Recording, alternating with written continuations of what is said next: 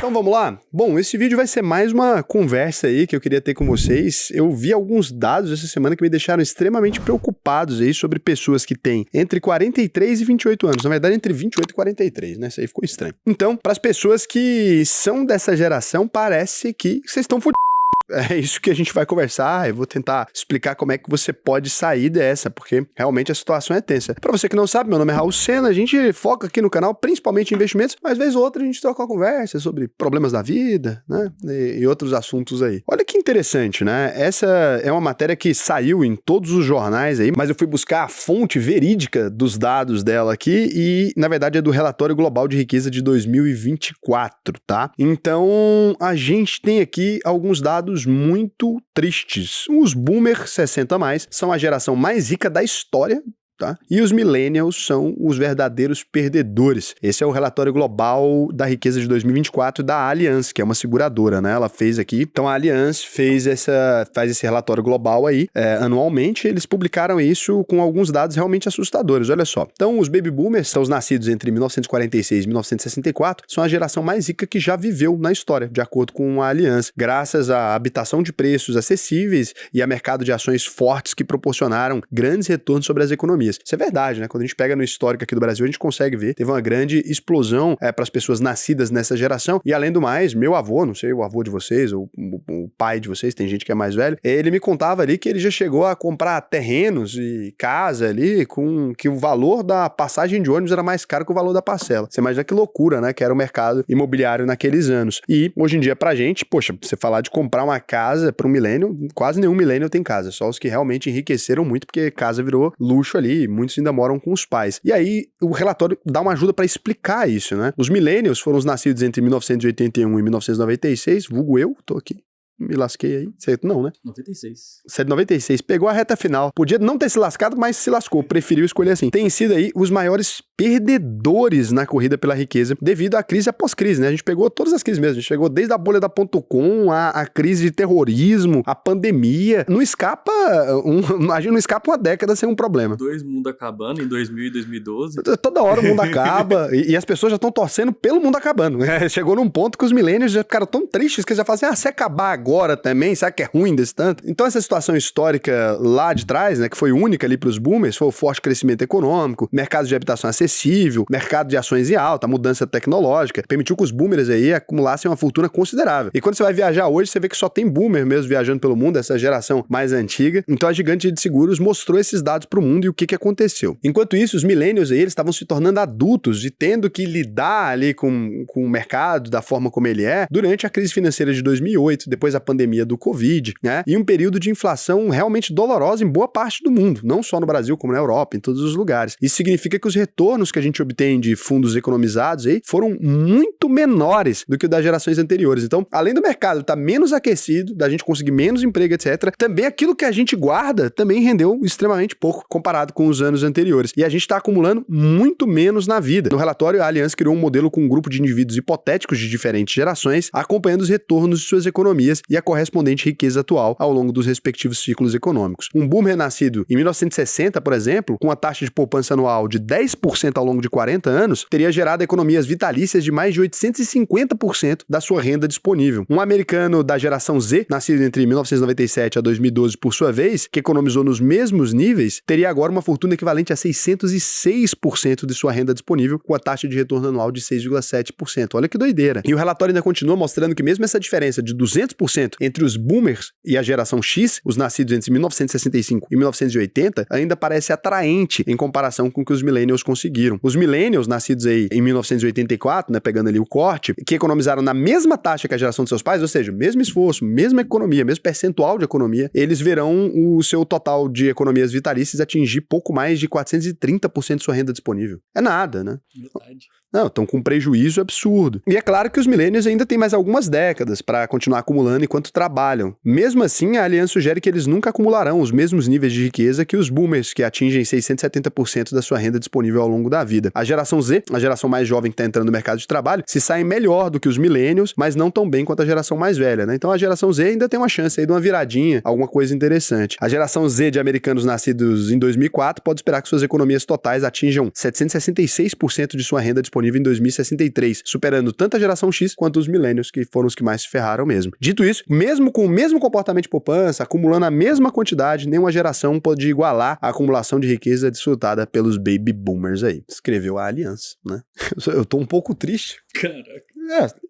É isso, né? Imagina que eu seria mais rico, olha. Ó, nem tudo tá perdido. Por quê? Né? Apesar dos boomers hoje serem a geração mais rica que já existiu e pode ser que permaneça assim, ainda tem uma chance para os millennials. Uma corretora de imóveis aí, a Knight Frank, ela aposta nos millennials, afirmando que devido a uma grande transferência de riqueza, de 90 trilhões de dólares, aqueles entre 28 e 43 anos atualmente, serão a geração mais rica da história. Então vai sair do último para o primeiro.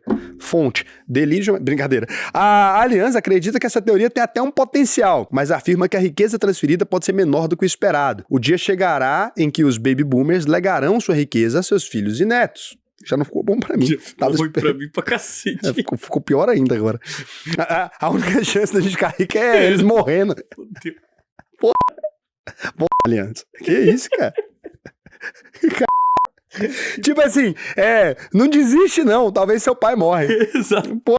As projeções indicam que apenas nos Estados Unidos, mais de 84 trilhões em ativos serão transferidos para gerações mais jovens até 2045, com mais de 53 trilhões dessa riqueza originando-se de lares de baby boomers. Isso prepara o terreno para que os millennials possam se tornar a geração mais rica da história, embora não apenas por meio dos seus próprios esforços. A geração Z também está na corrida, com chance de superar a riqueza dos millennials, graças aos seus próprios empreendimentos e melhores condições econômicas. E aí o que o relatório escreve? Levando em conta o fim da abundância da poupança e a crescente demanda por capital para impulsionar as transformações verde e digital, verdade, o mercado está superaquecido. A geração Z realmente tem uma boa chance de superar todos os seus predecessores e se alinharem ao seu comportamento de poupança às novas realidades. Ou seja, se você colocar o seu capital na cadeia produtiva e não na poupança, como foi lá atrás, existe uma chance, né, de você fazer parte dessa geração, que é a geração mais rica de todos os tempos, com esse potencial. E os millennials, bom, é esperar pela herança, né? Basicamente isso. Olha, o que eu acho? Quando a gente pega esse relatório e encaixa na economia americana, a gente pode dizer que, de fato, né, acho que os baby boomers se deram bem ali, porque os Estados Unidos teve uma explosão econômica antes um pouco da gente. Mas se a gente olhar em níveis brasileiros, eu quero mostrar pra vocês que talvez os millennials no Brasil não estejam lá tão mal. Eu sei que vocês querem dizer que estão mal, né? Mas vamos pegar um corte legal aqui. Olha que interessante. Se você pegar o PIB do Brasil ali, em 1989, nosso PIB era de 425 bilhões de dólares. E a gente tem um crescimento aqui bem interessante. A gente termina em 1998 com 863 bilhões de dólares, né? E essa geração ali do final dos anos 80, que eles estão adultos já. E aí a gente tem uma recessão, realmente, boa aqui. E aí, lá para 2004, a gente começa de novo um novo ciclo de crescimento. E, nossa, olha isso, nosso PIB vai para 1,6 trilhão, né, de dólares. A gente sai aqui, então, lá dos 558 bilhões para 1,6 trilhão em 2008, quando é a crise. E aí, mesmo durante a crise, o Brasil tem um novo crescimento econômico em 2011. A gente está no auge, né? Tanto é que a capa do Times aqui tá chegando perto, é bem nesse período aqui. O crescimento econômico do Brasil, ele se aproximava ao da China, assim, nesse período, né? Eram os tigres asiáticos e o Brasil aqui na América do Sul. Então a gente teve um grande crescimento lá em 2011, realmente a gente apresentou a economia crescente, e aí de 2011 para frente a gente afundou.